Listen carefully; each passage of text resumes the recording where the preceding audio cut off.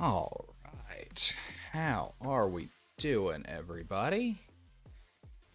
Don't mind me, just kind of making a bit of a mess over here. Oh, man. Oh, well, there's a card that I just totally forgot about. Just trying to go through some of my magic cards before getting stream started tonight. I am doing my best to thin down that collection, and believe me, it's almost as much of a mess as the whole rest of my room, but it's part of getting this room to be less of a mess because I need to get all this stuff back behind me organized, and a big part of that is going through all these boxes upon boxes upon boxes of cards that I have laying around for all of my games. There's no telling how many cards I have, but yeah, it's a mess. My whole office in here is a disaster area, and it's pretty embarrassing. But I have an addiction to cardboard. What can I say? Don't we all? You know what I mean? Oh, ow, ow, ow, ow, ow. Also, pulled something in my back, so that's a lot of fun. Don't hate that at all. All right, so let's talk about the plan for tonight. So, let's see. Monday night we left off with the we were going through the new cards in the set, and we got through Amber, Amethyst, Emerald, and Ruby, I believe. So we're gonna finish going through Sapphire and Steel, and then once we are done going through all of those, I think we're gonna start brewing a little bit. I think that's gonna be the play. So I'm gonna get everything set up over here. Let's go to where you guys can actually see what's going on. But yeah, we're just gonna look at the regular printings of things. We're not gonna care about any of the epics and so on and so forth tonight because they don't really matter. So we're just not gonna pay attention to them.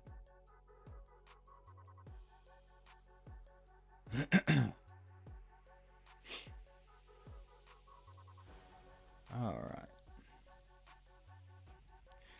So let's take a scroll on down here. Where are we at? Where are we at? Okay, so here's Ruby. Sapphire. All right. Now we're getting to the good stuff. I mean, we already were before, but this is Sapphire is one of my favorite colors, which is really, I don't know, I think that's kind of ironic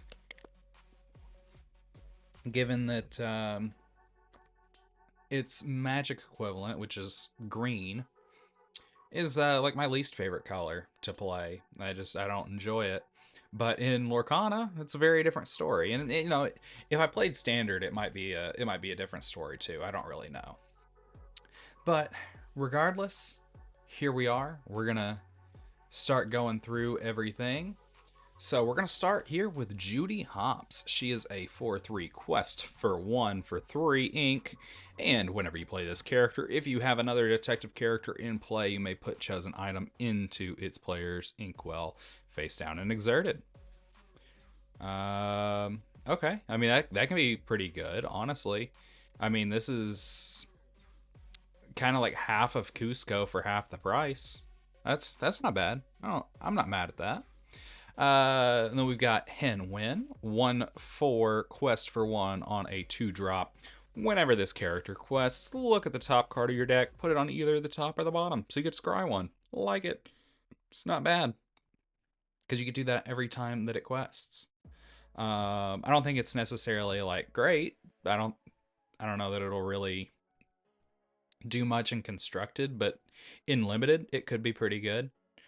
And then we've got Anna. She's a 4/3 quest for 2 for 4 with support. Then we've got Chief Louis. He's a 6/8 quest for 3 for 7, and he's vanilla. Moving on, we've got Daisy Duck, who is a 2/3 quest for 1 for 2, also with support. We've got Cricky, who's a 3/2 quest for 1 or 2 with the new alert keyword. So, interesting point of order with this. At first, I was kind of thinking alert was like some of the cards that we kind of have currently that, they're evasive on your turn. But that isn't quite true because with alert, since they're not evasive on your turn, you still couldn't use like the ability that Dumbo gives with alert characters, whereas you can with the creatures that they gain evasive on your turn. Next up, we've got Rapunzel. She's a 3/6 quest for 2 for 5 ink. Whenever you play this character, chosen opposing character gets -3 strength this turn. That's not too bad. I mean, it's not great, but can't have everything. Then we've got Fergus McDuck. He's a 3/2 quest for 2 for 3. When you play this character, chosen character of yours gains ward until the start of your next turn. That can be pretty good. Yeah, I like that. And then we've got Li Shang. He's just a vanilla 2/4 quest for 2 for 3 ink. Genie, similar situation. He's a 4/7 for 5 ink. Scuttle is a 5/5 quest for 2 for 5 ink with ward, which is a little bit better than the 2 before him. Although I gotta say, I don't know, a 2/4 the quest for 2 for 3 ink isn't bad either on a common. Then we've got Ichabod Crane. It's a 2/4 quest for 2 for 4 ink. Whenever this character quests, if you've played a character with cost 5 or more this turn, put the top card of your deck into your Inkwell face down and exert it. And then we've got Jasmine. She's a 2/5 quest for 2 for 4 with boost 2. And then whenever this character quests, if there is a card under her, remove up to 3 damage from each of your characters. Now, I think if I try and put a theme deck together, I might use Jasmine because admittedly, Grandpappy is like one of my favorite bet cards, even though I can't seem to get Grandpappy to work. I try repeatedly. And so Jasmine might be the next thing that I try to just see if I can get Grandpappy to work. I know Grandpappy's not going to be competitive anytime soon, which is kind of sad because I want that card to be good. But it is what it is. So yeah, I think Jasmine's one I'm going to try with that. And then we've got Judy Hopps. She is a 6/4 quest for 2 for 6 ink. She also has shift 4. Entering your turn, your detective characters gain alert and resist 2. That is pretty good. Well, I mean, resist +2. So if you've got something that already has resist, it'll just add 2 more resist to it. So that's pretty good. And then we got the Sultan, who's a 1/1 quest for 2. I mean, he's basically Lilo, which is kind of crazy in blue, but he exists. I don't know that he'll ever see play. Maybe in a blue-yellow aggro, actually, now that I say that out loud. I know there's some blue-yellow aggro players out there, so the Sultan might see some play in those decks. And then we've got another Ichabod Crane, who is a 0/2 quest for 2 uninkable. And whenever that character is banished, you may put this card into your Inkwell face down and exert it. This would also be really good for aggro, just because aggro decks like to run a lot of uninkables, and they don't really need a lot of ink. Of course, the more ink that they've got, the faster that they can go, theoretically. So this could be pretty good for those blue-yellow aggro decks as well.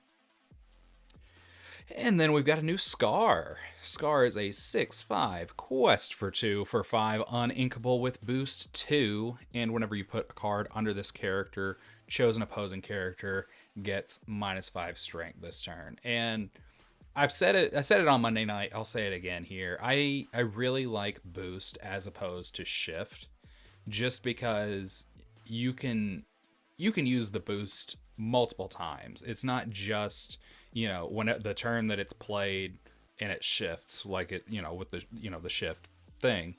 So every single turn you can use this effect once. And if, of course, you've got multiple scars, then you can do it multiple times. So that's really good, and it's not just this one effect. I mean, there's plenty of other boost effects that I could definitely see wanting to use them turn after turn. Um, the one thing I am a little concerned about with boost though is things like Mother Knows Best, because if somebody plays Mother Knows Best on something you've boosted repeatedly and follows it up with a Bend to My Will, that's gonna feel bad. It's gonna feel real bad. But we'll see how much that actually happens. Maybe I'm afraid of the dark, you know. Maybe it's something to not actually be afraid of, you know what I mean? So then we've got Daisy Duck, and this one is the one that is going to be the Set Champs card here. So this Daisy is a 4/6 quest for 2 for 6 with Shift 4 and support. And while this character is exerted, cards enter opponent's inkwells exerted. I like this on paper.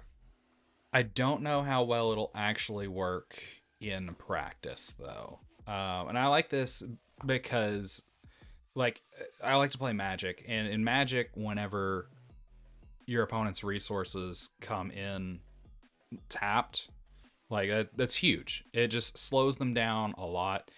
And so, I mean, I imagine the same thing is going to be true in Lorcana, but really the question is, how often is Daisy going to stick around long enough for her effect to actually matter? Because she has to be exerted, right? So, you know, potentially, I mean, granted, she is a 4/6.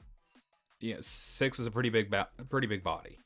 Gonna be kind of hard to get rid of, but definitely not impossible, especially with something like Monstro. And then also there's Into the Unknown.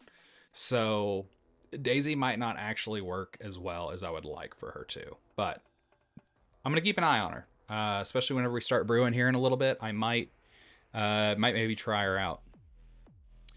All right, and then next we've got Cinderella, who is a 2/3 quest for 1 for 4 on Inkable. At the end of your turn, if you've played a princess character this turn, you may put a card from your hand into your inkwell face down to draw a card. I mean, this is pretty good potentially.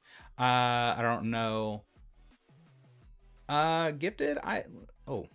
Just 1 second. I just realized your chat is not showing up here. But yeah, so far it's hard to say. I think honestly, and this is gonna be really wild for me because I don't ever play this color, but so far it's been the Cauldron. Why is this not scrolling? There we go. Scrolling faster now. Where's the Cauldron? Yeah, the Black Cauldron. I'm very excited for the Black Cauldron. It might be the thing that gets me to play Amber. Just because I love recursion. It's one of the things I have been looking for the most in Lorcana, because it's one of my favorite types to play in Magic. So I've really been looking for some actual, like, good recursion. Zombie Lilo, in my opinion, really sucks. But yeah, the Black Cauldron I think could be a lot better because you can potentially get any of your characters back, and you don't have to make that decision like at the start of your turn. So I do really like that one. It might be enough to get me to play Amber. But other than that, I'm honestly not sure what exactly my biggest things are. I'm definitely going to be keeping an eye on this Daisy as well, because I like the idea of setting my opponent, or slowing my opponent down by making their ink come in already exerted. It's really annoying to deal with. Like, there's a lot of stuff in Magic that already does this, and it's a thing that I absolutely hate because it's very effective. So there's a non-zero chance that I try this out with Daisy, but she's gonna have to have a good shift target because 6 is too much. And then we got Judy Hopps. So Judy Hopps is a 3/3 quest for 1 for 4. Whenever you play this character and whenever she quests, so we're getting potentially 2 triggers. Look at the top 3 cards of your deck. You may reveal a detective character card and put it into your hand. Put the rest on the bottom of your deck in any order. So this one could also potentially be good. We're gonna have to take a look and see what all we've got as far as detectives. I know there's a lot of them in this set, but I don't know what all else we've got outside of this set. I know Basil, most of the Basil cards are going to be detectives, but yeah, a detective theme deck could be fun. And also, speaking of theme decks, I was kind of trying to think earlier today about things that we could do, uh, like in between sets to kind of keep it interesting. I don't know that necessarily like just grinding games night in and night out is necessarily going to be like the most fun to watch all the time. So I was thinking maybe we can try and do like theme deck show and tell every now and again. You know, just kind of put something together that's not even necessarily like meant to be good, but just something that is fun and has some sort of theme, right? Like you're talking about like a detective theme deck, or like I've made some in the past. Like there's one, it's called I called it like Oops All Ink, and everything in the deck like ramps you in some way, shape, form, or fashion. It has to be able to put cards in your inkwell in some way other than just being inkable. Um, and that deck, it's horrible. It'll never win any games, but it's really funny. And it's got that theme. So I think that could be something fun. You know, just get a bunch of us, you know, maybe have them submitted in the Discord or something like that, and we can just kind of take a night to go over them. I think that could be a lot of fun. All right, and then we've got Pluto. Oh, excuse me. Pluto is a 2/2 quest for 1 for 2 ink. He has an ability to tap. If you have a detective character in play, return an item card from your discard to your hand. Otherwise, put it on top of your deck. So either way, you're getting your item out of your discard and into your hand soon. You know, assuming you don't have to shuffle your deck for like a You're Welcome effect or something to that effect. That's pretty good though. And then we've got Daisy Duck, who's the Sapphire champion. She's a 5/6 quest for 1 for 5 ink. Other Sapphire characters gain resist 1, well, resist plus 1. And then whenever one of your other Sapphire characters quests, you may look at the top card of your deck, put it on either the top or the bottom of your deck. That's pretty good. Anytime any of your characters quest, yeah, I mean that can really filter things through quickly. I mean, especially if you have like 5, like potentially if you have like 5 Sapphire characters out, you're more or less getting to do like a Visions of the Future for free. I mean, granted, you don't get the card in your hand immediately, but if they all quest, I mean, you can make sure that you know what you got coming next for sure. I like that. I don't know how good it's actually going to be in practice, but it's not bad.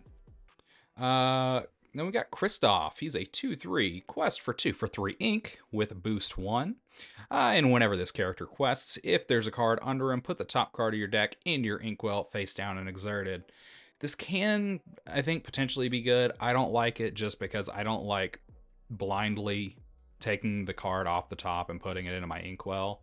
I know it's better than like taking something from my hand, but I think that especially if you run any amount of like 1 ofs or even 2 ofs, not having the information and potentially inking a card that's very important, even if it's just a, you know, a tech card for like one specific deck, not knowing whether you are even going to be able to draw it or not, I don't like it. It's not good. Mickey Mouse, he's a reprint. We know what he does. Well, just in case we don't, whenever you play him, you take the top card and put it into your inkwell. Don't like it. It used to be good, but yeah, I mean, used to, that was your only option for ramping because you had like Mickey Mouse and then you had One Jump, and that was pretty much it for a while. And then eventually we got, oh, I can't even remember the name of that song, the 4-cost song, where you look at 2, one goes to the inkwell and one goes to your hand.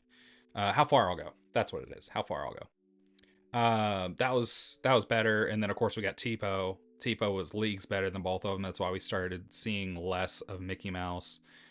We did also see Donald Duck, who's a bigger Mickey Mouse for a while, and then we got Sail, and yeah, those are that's why you only see like Sail and Tipo pretty much now.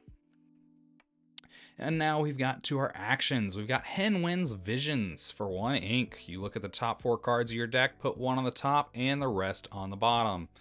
Okay, so it's just it's like a worse Visions of the Future.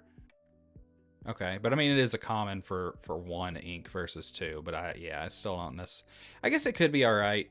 They could probably fix some of the issues like Blurple had with missing ramp potentially, because it's, I guess it's a little bit better to be able to look at the top 4 cards instead of the top 2, and make sure that if you've got ramp coming anytime soon, that you can go ahead and push it up to the top. So I don't hate it. I'm not like a super fan of it, but I don't hate it. Promising Lead for 2 ink. Chosen character gets +1 lore and gains support. Okay. Meh. And then we've got our first song, Might Solve a Mystery for 4 ink. Look at the top 4 cards of your deck. You may reveal up to 1 character card and up to 1 item card and put them into your hand. Put the rest on the bottom of your deck in any order.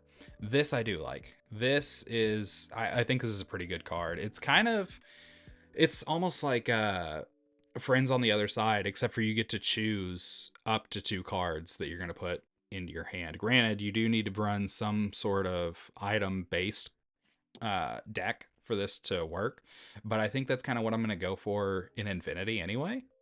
So I do like this. I like that. I'm gonna keep that one in the back of my mind for sure. And then we've got Sudden Scare. An action for 4 ink. Put chosen opposing character into their player's inkwell face down. That player puts the top card of their deck into their inkwell face down. So we got some removal here. That's pretty good. I don't like that you're ramping your opponent twice, but I mean, I guess you could do that, and then I mean, you could Ink Geyser and then hope that it. I don't know. Maybe. We'll see. Maybe there's something I'm not seeing. It's entirely possible, but I'm not sold on that at all. And then we got Spooky Sight for 6 uninkable. Put all characters with cost 3 or less into their players' inkwells face down and exerted. This, aggro players hate to see this coming. This is awesome. This is gonna be a problem for aggro decks, and I love that. I love that for all of us that don't play aggro. And then we've got Detective's Badge. It's a 1-drop item for 1 ink. You can exert it, and chosen character gains resist 1 and the detective classification until the start of your next turn. That's not too bad. Honestly, I see a 1-drop blue item, and I just think, hey, I could play Belle again. But I don't know whether or not this would really do any good if I don't have some sort of. Well, I mean, I guess the resist on its own is nice. So yeah, I mean, maybe I could potentially use this to get Belle back out, but I don't know if it's really valuable enough to justify it. Popsicle is a pretty easy one to just be like, yeah, for sure, because I'm going to get 1 card off of it, and then I'm going to be able to get Belle out in turn 1. And then we've got the Ink Amplifier for 3 ink.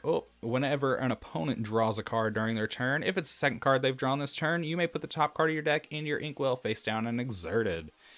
I mean, potentially a good way to ramp, but at the same time, like I said before, I really don't like blindly taking the top card of my deck and putting it into my inkwell, so this is going to be a no from me, dog. And then we got the Fairy Godmother's Wand for 2 ink. During your turn, whenever you put a card into your inkwell, chosen princess character of yours gains ward until the start of your next turn. This could be really good in like a blue-yellow princess deck. I don't know how viable a blue-yellow princess deck would be, but I mean, that would potentially be good. for that. Um, let's see what other princess synergies. I'm trying to think of where all we've got like good princesses. Um, I think Milan is considered a princess, so there could be some good cards there, with maybe like a blue or red kind of deal, with the big shift Milan. Um, I'm sure there's a lot more of them out there. I just really off the top of my head I can't think of. I don't think any of the daisies are considered princesses. Cinderella, Jasmine. I don't know. Yeah, that one I'm not going to dwell on too much. It could be good, it might not be. It's kind of hard to say off the top of my head. And then we've got the Ink Runner for 2 ink. Whenever you play this item, draw a card. And then for 1 and exert it, chosen character gains alert this turn. Now this one I do think is good. This one's just good actually. It's a little bit of an overpriced popsicle, but you can repeatedly give your characters alert. So if you, for whatever reason, like you don't have space for enough characters that either have alert or are evasive or gain evasive at some point, this is a good solution for that. Plus, like I said, it replaces itself. I love a card that replaces itself. And then we've got our first location here in blue. We've got Castle of the Horn King for 1. It's a 5 willpower, 1 move cost. Once during your turn, whenever a character quests while here, you may ready chosen item. So see, these two go really well together because you can potentially, pay 1, give something alert, and then, attack, and then you can move something here, untap it, do it again. Unfortunately, you can only do it the 1 time during your turn, but that's better than no times during your turn. And then we've got into our steel cards, starting off with Robin Hood. He is a 2/4 quest for 2 for 4 ink with boost 1. Whenever this character quest, if there's a card under him, deal 1 damage to up to 2 chosen characters. That can be pretty good. You're just pinging all over the place. I am mad at pinging things here and there. Especially, if you got some little stuff or, you can get some value out of the damage. That's definitely a good one. And then we got Donald Duck. He's a 5/4 quest for 1 for 4 ink. When you play this character, chosen detective character gains challenger +2 this turn. Not great for 4, honestly. And then we've got Goliath, our first legendary in steel. He's a 6/5 quest for 2 for 6 ink at the end of each player's turn. If they have more than 2 cards in their hand, they choose and discard cards until they have 2. If they have fewer than 2 cards in their hand, they draw until they have 2. So this is a nice little regulator here. And if you have 3 or more cards in your hand, this character can't ready. So at least they are consistent with the gargoyles. Absolutely hating it whenever you have a hand. I don't like that, we're getting back to a lot of discard though. I really don't particularly care for discard, but tis what it is. And I think actually probably having this with the Cauldron could be good. Although I'm gonna have to come back up here and check again. The Cauldron. Oh, yeah, no. I think Amber Steel is gonna be the way to go. Actually, yeah, I think actually Amber Steel might be the way to go. Something Amber. I'm going with Amber for sure. And then we got the Headless Horseman. He's a 5/7 quest for 2 for 8 ink shift 5. When you play his character, each player draws 3 cards, then discards 3 cards at random. Choose an opposing character and deal 2 damage to them for each action card discarded this way. So this card in particular I like because it can also help to mill out, get a little bit closer to milling out your opponent, because you can just have them, like, if they have no cards in hand, you play this, they draw 3 and immediately get rid of them. So that's not too bad. I do kind of like that.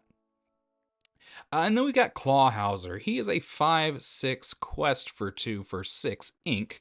He's got Challenger +2, and that's all there is to say about that.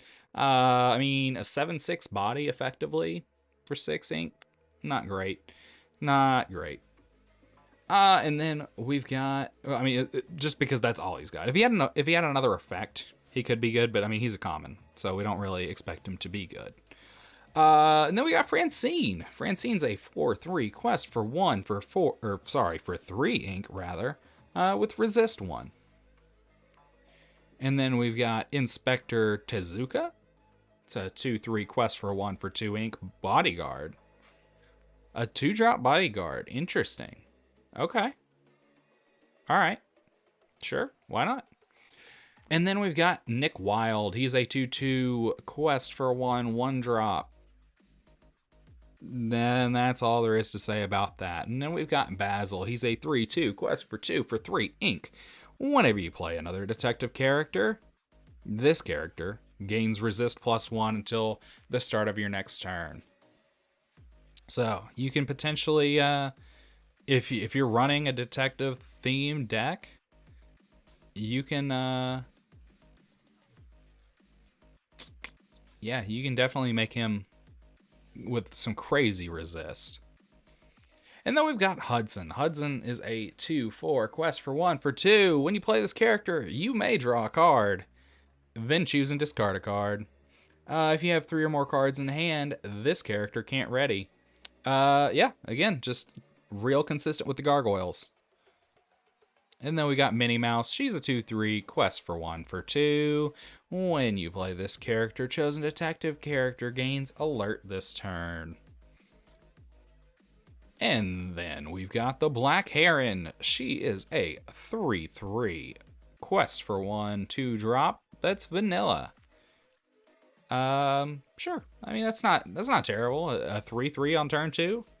Okay, sure. And then we got Lexington. Lexington is a 4/4 quest for 1 for 3 ink with alert. And if you have 3 or more cards in your hand, this character can't ready because it's a gargoyle.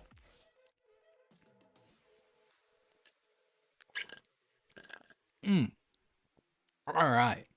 And next we've got David Xanatos. It's a 3/2 quest for 1 for 3 ink. When you play this character, you may choose and discard a card to deal 2 damage to a chosen character. All right. Not bad. Not bad. And then we got Chief Bogo. He is a 4/1 quest for 1 4-drop. During your turn, this character can't be dealt damage. Your other characters gain the detective classification. Okay. All right. I see you, Chief Bogo. So you can get a little bit of that detective synergy there without even having to pack your deck full of detectives. And next we've got the Twins. The Twins are a 5/5 body that quests for 2 for 6 ink. And whenever you play this character, if you have a location in play, you may deal 2 damage to a chosen character. That's not good enough for me. That is insane, actually. And then we've got another Nick Wilde. He's a 5/4 quest for 2 for 5 uninkable shift 3. During your turn, whenever one of your detective characters banishes another character in a challenge, draw a card. You got him with Chief Bogo tearing things up. That could be pretty good. Oh my god. What's going on, Twitch? Why do we have this issue? We didn't have this issue before. Yeah, we're just gonna ban you. There you go. Ugh, can't have anything nice.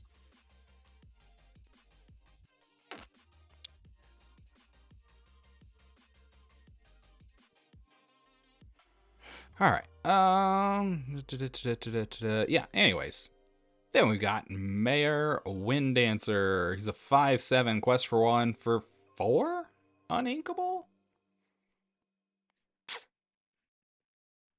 Maybe unlimited. And then we've got Prince Charming. Prince Charming is a 3/10 quest for 2 7-drop. with Bodyguard, and each turn, only one character can challenge. Oof. That is quite the rules text right there. That is going to make this guy stick around for a long time. Yeah, I like that. I do actually like that. And then we got Broadway. Broadway is a 4/6 quest for 2 5-drop that is a bodyguard. And if you have 3 or more cards in hand, guess what? Can't ready, because Gargoyle. Now we've got Pluto. Pluto is a 5/5 quest for 2 for 5 ink, and during your turn, whenever one of your other steel characters banishes another character in a challenge, you're going to gain 2 lore. And whenever you play another steel character, you may banish chosen item. I feel like item hate is going to be my worst enemy. I'm going to hate to see it coming, for sure. Then we're gonna have Fairy Godmother. Fairy Godmother is gonna be a 3/5 3/5 quest for 1 for 4 uninkable with boost 3. And whenever you put a card under this character, you may banish chosen opposing character. If you do, their player may reveal the top card of your deck. If that card is a character or item card, they may play it for. Hold up, what? Whenever you put a card under this character, you may banish chosen opposing character. If you do, their player... Oh, okay. Their player may reveal the top card of their deck. If it's a character or item, they may play it for free. Otherwise, they put it on the bottom of their deck. Okay, cool. So, nice thing about that is it says chosen... Oh, no, chosen opposing character. Reading's hard. I don't like that. No. No, I don't like that at all, actually. Yeah, Fairy Godmother, you're no good. You're no good. And then we've got Zeus. Zeus is a 2/3 quest for 2 for 3 ink with boost 2, and while there's a card under this character, he gets +2 strength and +2 willpower. So yeah, you play him out on turn 3. Turn 4, you boost him, and you just make him a great big body. He turns into a 4/5. Meh. I don't know. Maybe not. And then we got the Headless Horseman. Headless Horseman's a 4/4 quest for 1 4-drop. Just bodyguard. And then we get to our actions, and we're going to start with a song. It's But I'm Much Faster. For 1 ink, chosen character gains alert and challenger +2. That's pretty good. That is pretty good. Especially on a 1-cost song. I like it. And then we've got Putting It All Together. Chosen opposing character can't challenge during their next turn. Draw a card. Sick. Especially if you do this to like something with Reckless, all they can do is sing. It's not bad. It's not bad. And then we've got Along Came Zeus at Home. He hurled his Thunderbolt for 4 uninkable. Deal 4 damage to chosen character. Your deity characters gain challenger +2 this turn. Okay, that's pretty good. Yeah, it's not bad. That's not bad at all. And then we've got The Game's Afoot, which is a 2-cost action. Move up to 2 of your characters to the same location for free. That location gains resist +2 until the start of your next turn. I think this is the first time that we're seeing resist for locations. I could be wrong, but I don't recall having seen resist for locations before. Anyways. And then we've got the Robot Queen. The Robot Queen is an item for 1 ink. Whenever you play this character, whenever you play a character, you may pay 1 ink and banish this item to deal 2 damage to chosen character. Okay, so it's just fire the cannons that you have to pay for twice? No, thank you. No, thank you. Sword of Hercules is a 2-drop item, and whenever you play this item, banish chosen opposing deity character. During your turn, whenever one of your characters banishes another in a challenge, gain 1 lore. Okay. And then we've got the Ingenious Device. We're gonna tap it, pay 2 to banish this item, draw a card, and then choose and discard a card.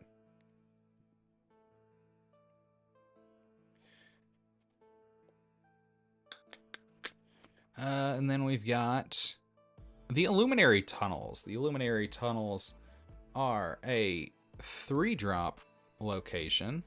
It's a 1/6, 1 lore. And while you have a character here, this location gets +1 for each other location you have in play. And while you have a character here, you may pay 1 less to play locations. So that can be pretty good if you've got a location-based deck. So yeah, I'm immediately thinking of the John Silver. I think that could be a lot of fun. And then we've got Zootopia. It's a 1-drop, 1 for 1 lore. And once during your turn, whenever you move a character here, you may draw a card, then choose and discard a card. All right. And then we've got, for 2 ink, it's a 1/5 Castle Wyvern. Characters gain Challenger +1 and Resist +1 while here. And that's it. That's everything. So, I think it might be time to start cooking.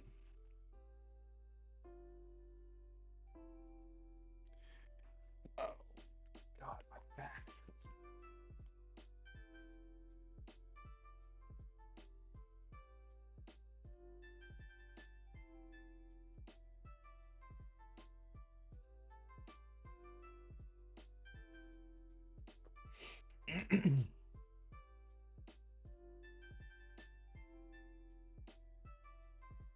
Hmm.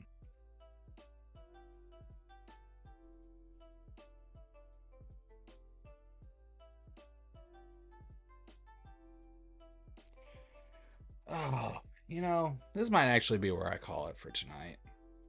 I'm tired. Nobody's actually hanging out. There's a lot of stuff going on. I think this is where I'm going to call it for tonight, actually. So, yeah. See y'all in the next one.